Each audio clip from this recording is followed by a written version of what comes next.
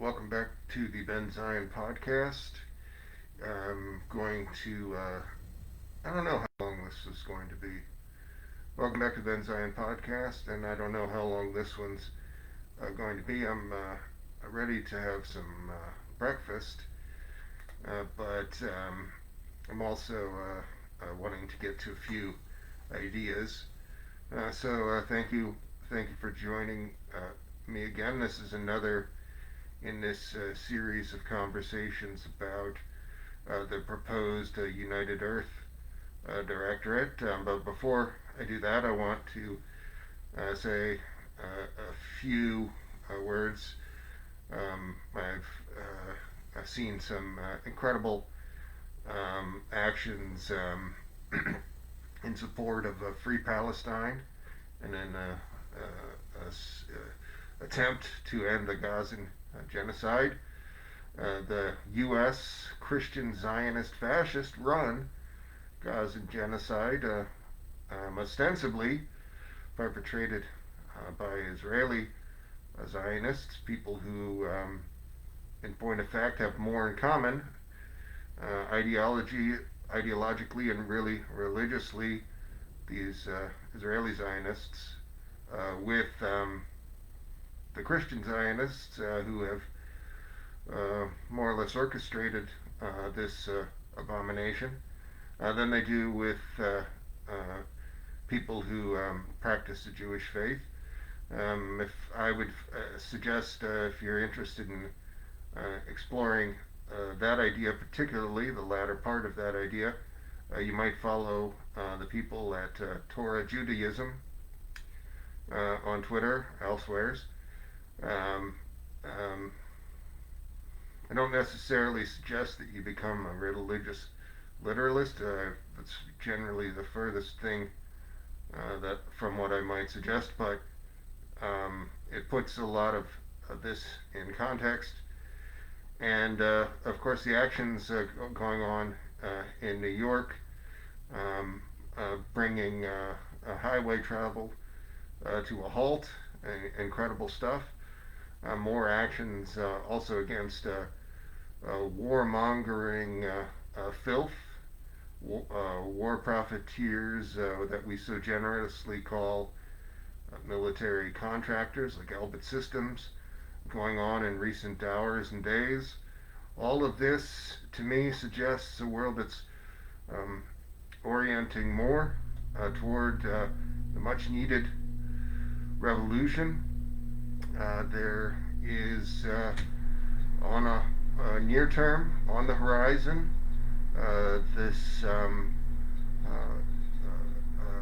capitalism's climate apocalypse, an event that will lead to tremendous loss of life, many billions, if not all, of human beings going extinct if we do not take dramatic action. And the only solution to this is a communist revolution and a complete change of the industrial products and all means of production, a complete reorganizing away from a dictatorship of capital to a dictatorship of the proletariat.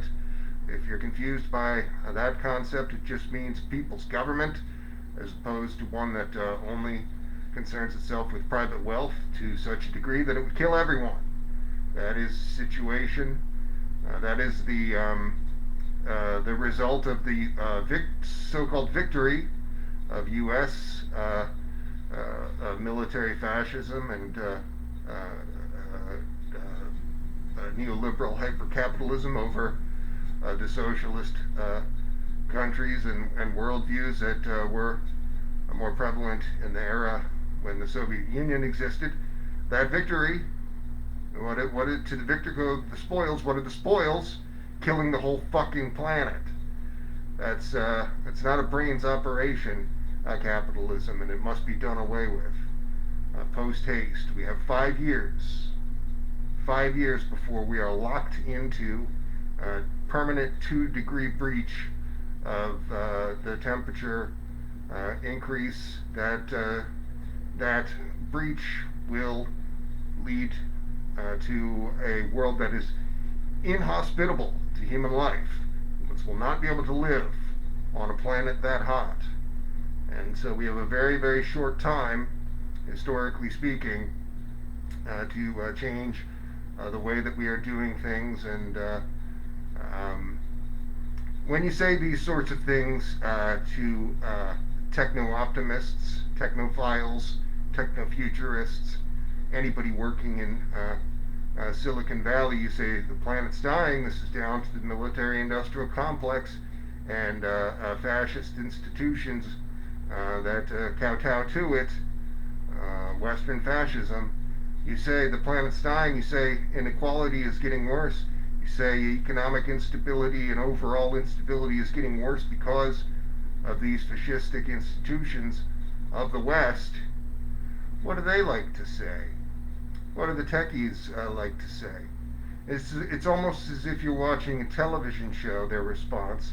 You're watching a television show or a film, and you watch 30 minutes of this, and suddenly it's revealed that it was all just a dream, right? It wasn't real. None of this is real. This is what techies like to say, and it's why I despise the so-called simulation hypothesis. That's what I was suggesting in that. I don't know if that joke quite paid off. Suggesting in the simulation hypothesis, perhaps it should just be called the simulation hypocrisy. Hypocrisy, because it's really only brought up, it's mostly brought up when you're talking about something that, well, the planet's dying. But what if none of this is real? Says the techno-optimist. So this is a pure function of tech discourse for the most part, is far futurist deflection, right-wing thought experimentation, changing the subject away from material conditions and fucking reality in general to talk about something that would tend to distract, or to talk about something that's not in a realistic timeline and not in your lifetime, for example. The reason I suppose that I would bring up this simulation hypocrisy is also to talk about the fact that something like the United Earth Directorate, the kind of changes that I'm described in a little from a little bit different angle now, this kind of human development could lead to the very kinds of technologies that would allow us to create simulations at the time when we have ended human misery, allow us to create simulations of precisely that strength. But almost no tech focused person is actually interested in the shortest path to that. They are interested in, again, deflecting on behalf of the ruling elites and private wealth in any way that they can. And these are the most odious people. If you've ever met transhumanists, don't try to work with them. Don't engage with them. Fucking block them on site, on social media. Cut them out of your life because they're fucking worthless. They're just elaborate tricksters. They're no different from the Italian futurists of the early 20th century, people who engaged in proto-fascistic, unserious, unrealistic lines of thought, people that laid the groundwork for Italian and European fascism.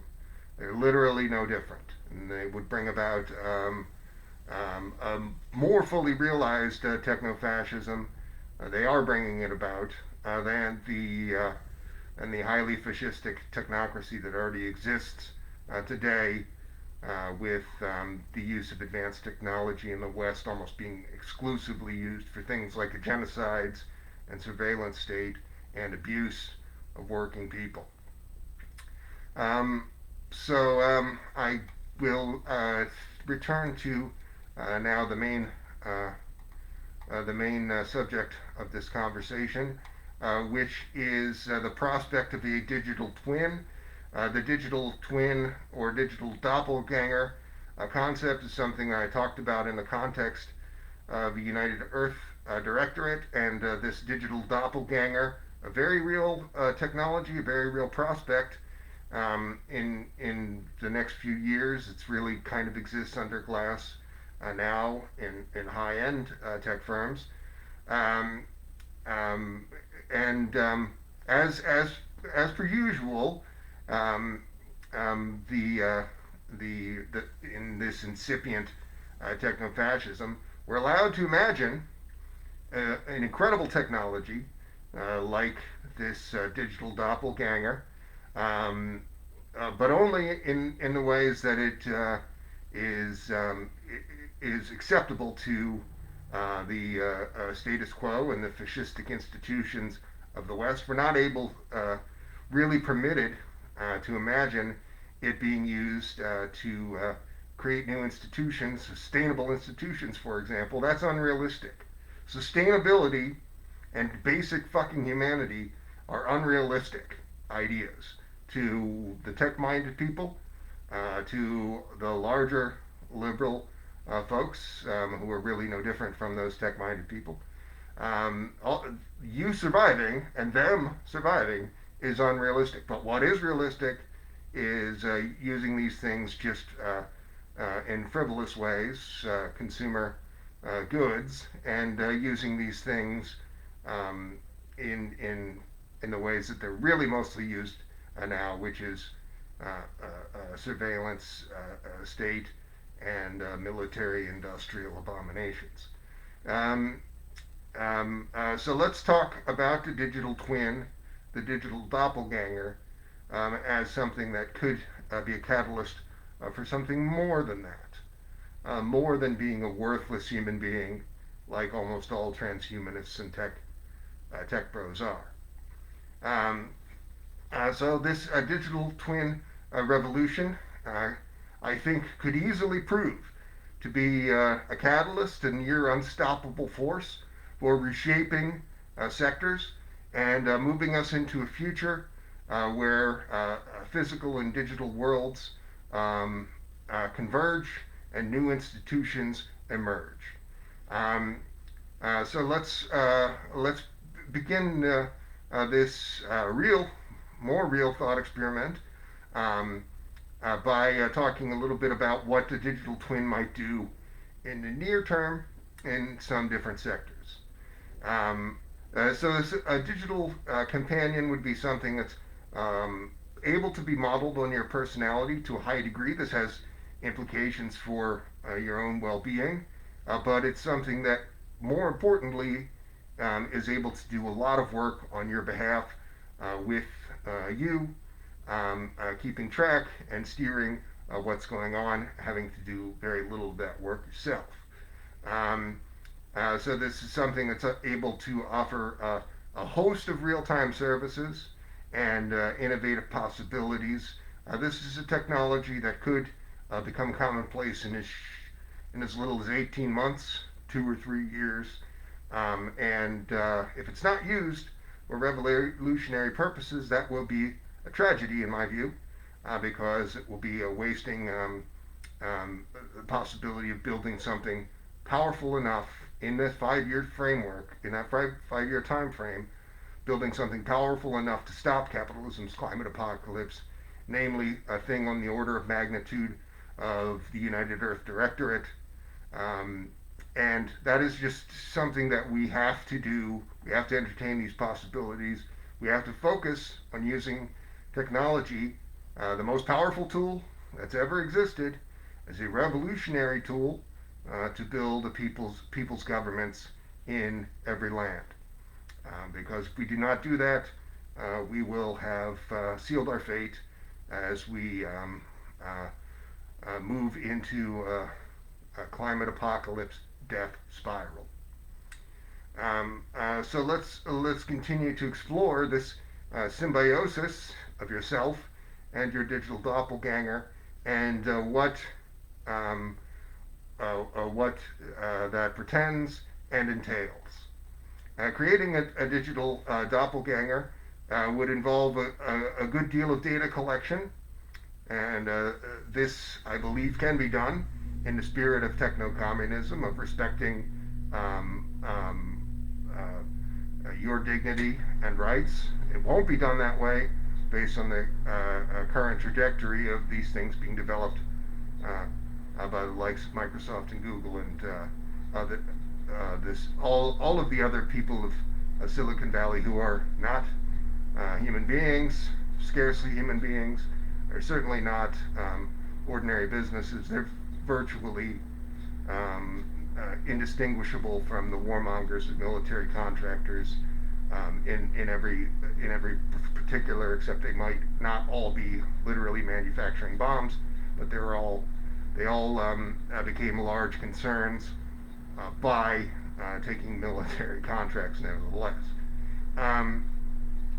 So this is more than a replication of a mind in a certain sense, and less than, not necessarily needing to really be a duplication of yourself in any real sense to operate as an important virtual entity, a digital doppelganger. So don't get hung up on the idea that you're creating something like yourself. That's really the smallest part of this, but it may very well be something like yourself. That might be the something that you would tend to tailor based on your preference. But what it does do is it's able to adapt and evolve with real world systems in ways that you cannot, because you don't have the stamina, the time, the resources to do that. And that is why this is crucial to something like the United Earth Directorate. If a lot of people start to use this kind of technology and start to demand that we build new kinds of 21st century institutions that are basically a humane and sustainable economic system based on advanced computing. So what is the digital doppelganger able to do? This is a near-term reality. Well, it's able to collect a lot of data about yourself or your surroundings, able to then use that for things in various sectors, 3D modeling, all manner of simulations, mathematical uses. This is all extending the power of present day computing by this digital twinning kind of concept. But of course, it's a lot of other sectors where this could be used.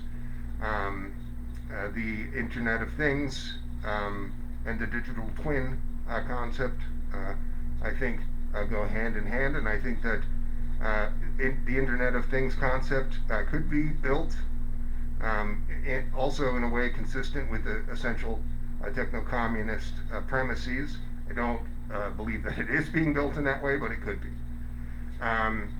This leads to the prospect of more expansive and personally useful or societally useful predictive analytics, machine learning algorithms able to have simulations of what's likely to happen, and people working together to use such predictions to make better decisions, like the decision to build something like United Earth Directorate in defiance of our extinction.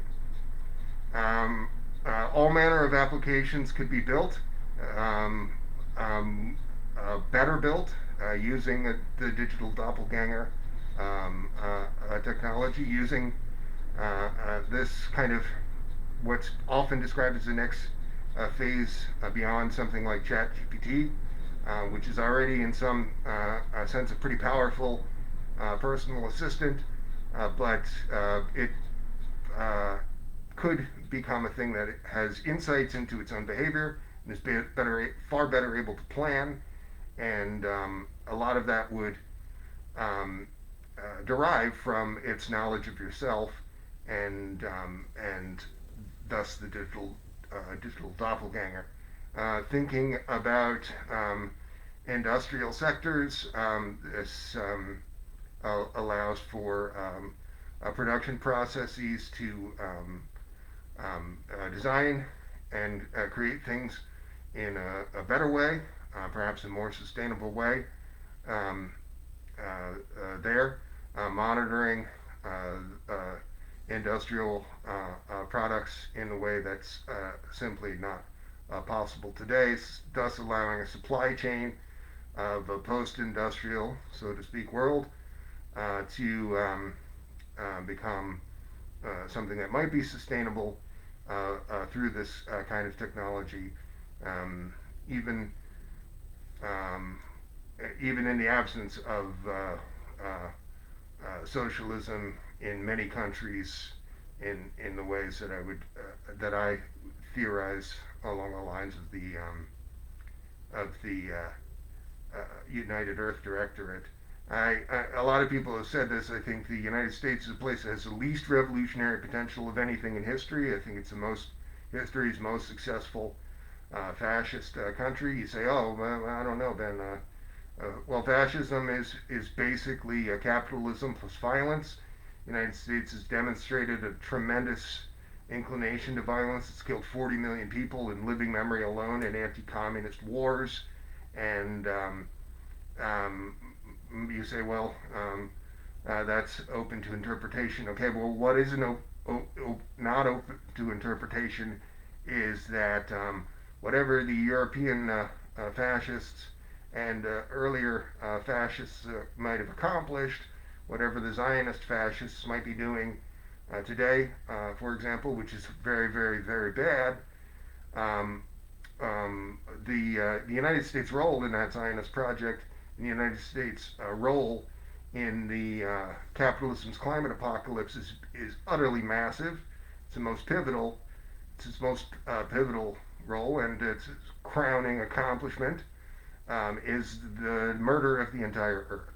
So whatever other fascists or earlier fascists might have done, they didn't kill the whole planet, as the United States is doing, and that must be stopped. That's why I'm running for president of the United States. I've written an executive order that would disband the United States federal government, placing it on into under the control of existing political entities, Native American tribes, which would be necessarily allowed to expand in their scope to maintain the former 50 U.S. states and territories more or less in the same form, but now under the sustainable stewardship of Native American organizers and organizations, and of course, the most central thing there being that the military industrial complex, the world's worst polluter, would become a footnote in history. This abomination would be no more, and we could start to heal this planet and heal the psyches of the people on this continent. Um, but back to our digital twins. An area that's close to my heart is the use of advanced and emerging biomedicine and advanced computing to build a public health service that's able to end many ailments and perhaps reverse aging in some ways. This is a realistic prospect in our time, but based on, like these other things, based on the current usages and developments, it will be a thing for mega millionaires. But if we build a public health service that treats aging as a disease using these um, um, emerging biomedicine and advanced computing, and this digital twin is very much also suggestive of this ability to have a more personalized and comprehensive medicine. But again, that's not a very meaningful development in the for-profit death care system of the United States. It kills 100,000 people a year. So we need to fight for a public health service, a basic public health service that is the standard of so many other countries, and not the for-profit death care abomination that currently exists because of again, folks like these errant tech bros, but really, the people who they serve, folks like big pharma and big insurance and all of the other hellacious entities of for-profit healthcare. Some other areas in which a digital twin holds promise: smart cities, more more effort going into better urban planning, optimizing infrastructure, contributing to sustainable efforts therein. I think that what the urban landscape is to look like in the latter part of the 21st century is one of the most crucial questions. Aerospace can be used for better design and better maintenance. All manner of things there. Again, this is presently largely something controlled by techno-fascists in the West, but need not be. Changing agricultural productivity, also, again, this digital doppelganger can extend into basically every sector, allowing people to do more and more with less and less. Allows for more optimized crop management and resource use, again creating a real supply chain and not the absurdity of the capitalist economic models.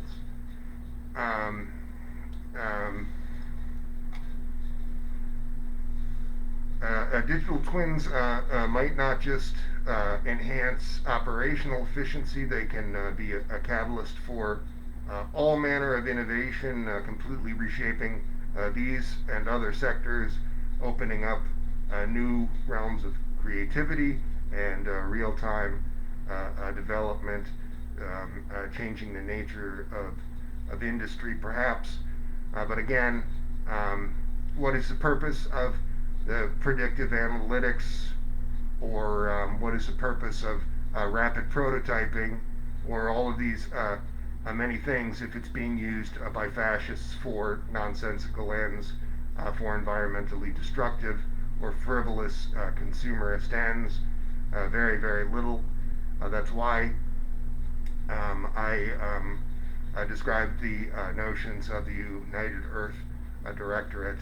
The digital doppelganger, digital twin, will allow us to simulate and reify and optimize so many sectors, creating a genuinely hopeful digital world, speeding up innovation, encouraging all manner of new design and significant development. But again, under capitalism, this will be a great lost opportunity. As computing power continues to grow, the digital doppelganger will evolve to be capable of predicting real world scenarios of a great variety, and so the integration of advanced computing and some kind of Internet of Things that's more consistent with the techno-communist worldview will play an important role in developing something like a real-time response to world affairs that's been heretofore impossible because we didn't live in a world of hyperconnectivity and advanced computing.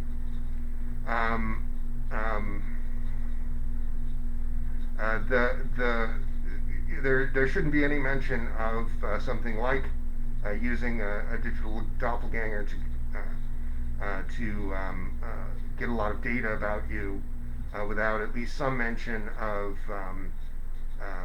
the idea that this must be done in a transparent and respectful way, not in a way that is processing, accumulating data that in a way that's that's going to be to your detriment, which is already what's happened under capitalism. Remember Cambridge Analytica? All that data about you was used for to help the warmongers and the oligarchs destabilize other countries. Perhaps it's the chickens coming home to roost now, with the United States empire seeming to fray in the ways that they frayed so many other continents. Um, a little bit in review. There's the digital twin, digital doppelganger paradigm. Would be able to evolve in a certain way along with you, um, and um, uh, and this has incredible implications for civilization. This um, so the digital doppelganger then promises not just to be a mirror reality or virtual landscape, but something that has important implications for industry. Again, communist industry must necessarily be the industry that we're talking about. Capitalist industry is a road to our demise. But this kind of transformative technology is a harbinger of AI takeoff or technological singularity, and I think we can begin to conceive of a roadmap for leaving the immiseration and environmental destruction and other failings of capitalism behind, by focusing on something like the United Earth Directorate. This more humane and sustainable economic system built around advanced computing holds unprecedented potential for technological development and human development. You can see how in this digital doppelganger framework these increasingly become one and the same, whereas generally technological development of the 1900s and 1800s were more a thing of the elites, and particularly the capitalist elites. But it does require careful planning, and very, very careful accountability and transparency and concern for justice and inclusivity. Um, None of this is pure speculation. Digital doppelganger technology exists in the high-end um, uh, uh, computing laboratories of today, and it's largely a question of people determining how to use them and how to use them in a way that will not backfire. In 2023, this military-industrial complex creature, Google, came under fire for having ChatGPT type technology and not really using it, putting it all on the back burner. And but the argument that they quite openly make was that a lot of technologies like this they had tried to roll out had backfired. There had been backlashes against these things already, and they thought that it would destroy, potentially be opening a Pandora's box that could destroy or undermine their company, which would, of course, not be a bad thing because they're pretty bad people.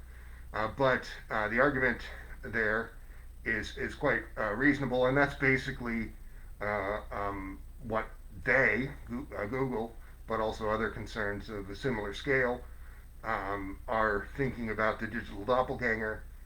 They, of course, are afraid of something that has the potential to end private wealth, because that would change the economic system under which they have thrived and existed. And even though that would be the one thing that could save this planet from destruction, For-profit concerns don't care about environmental devastation or even their own lives. They only care about protecting profits. Um, and so the it then is incumbent upon us to demand uh, that to recognize that the digital doppelganger is a realistic prospect, not for 2040, but for possibly 2025, 2026, and to demand that it be used not in this capitalistic mandate, but in this techno-communistic mandate that I have described, using it to build that humane and sustainable world. It's up to us to take these things back for the people, and the first step is being aware that this is a real thing, being aware that this world that it pretends is a realistic possibility, understanding that it's not something that's 10 or 20 years off, but it's something that we could be doing right now if we were able to organize and effectively make our voices heard. Um, we have to save Earth before it's too late. We have, again, 5 years, 5 years to do this.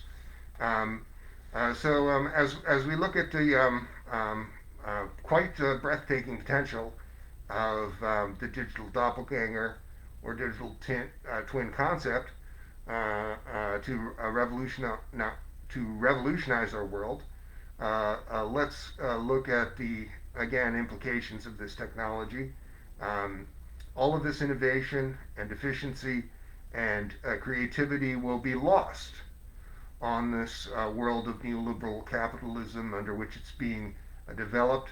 So we must consider the ideals of techno-communism, an AI-run civilization based on the abolition of private wealth and all of the graft and violence that coincides with it, and using this powerful tool that did not exist before, and that would allow for things like, as I've said, I think that something like the United Earth Directorate could already be run based on just the level of computing power that Google, one company, has. If all of these other concerns and institutions and cultural trappings were able to be done away with, if you could, if we, and there's not a magic wand that makes capitalism go away. Revolution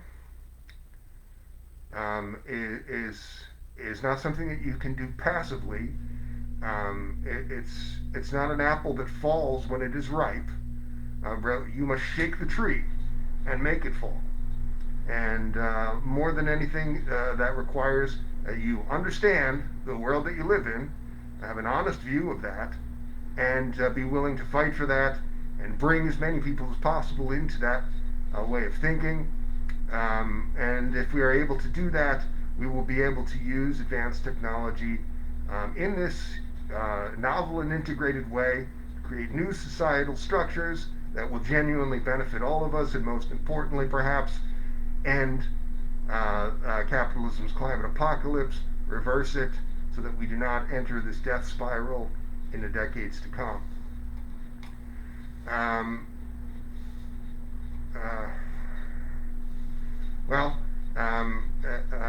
The digital twin, I think I've described it a little bit, so I'll go back to the general concept of the United Earth Directorate, which I've referenced quite a few times.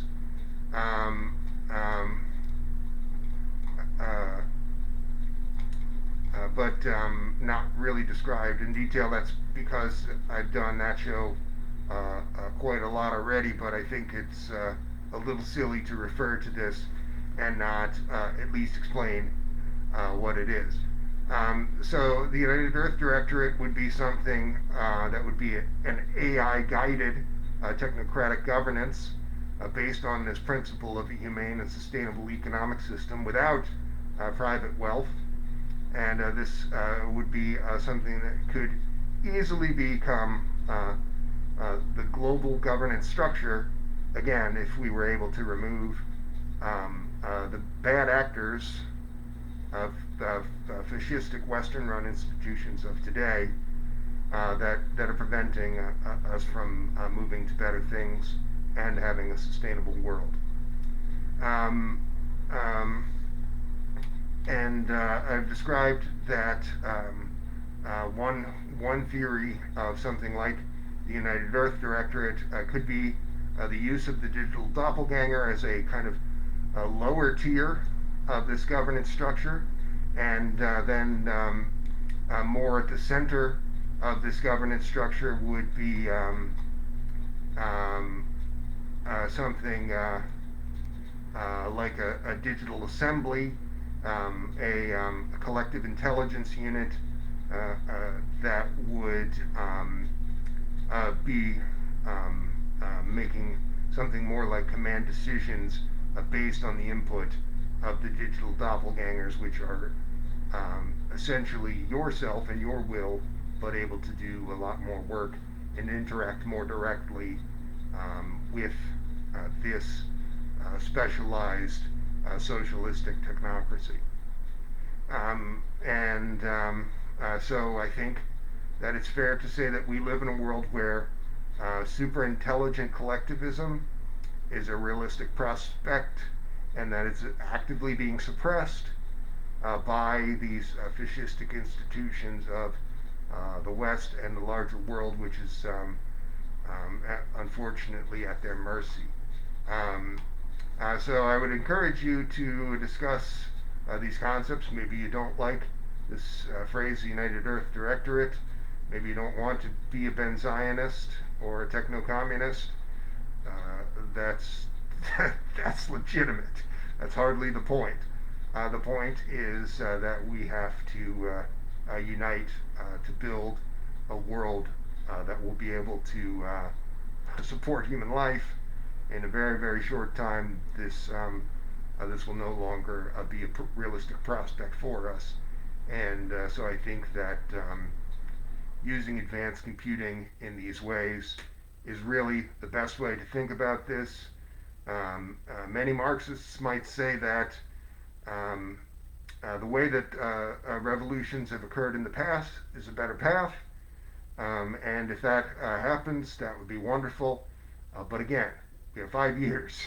We cannot afford to stand on ceremony or be doctrinaire in our thinking when the time is so short. That's why I really, really despise turns of phrase common in Marxist-Leninist circles like adventurism to describe some kind of direct action that someone else might arbitrarily think was counterproductive, or things along those lines.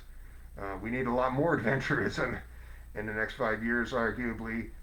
We need to be throwing as much shit at the wall as possible and seeing what sticks in terms of revolutionary action. So if you hear somebody saying this word adventurism too much, I would say that that person's misguided, not really thinking about the century that they live in.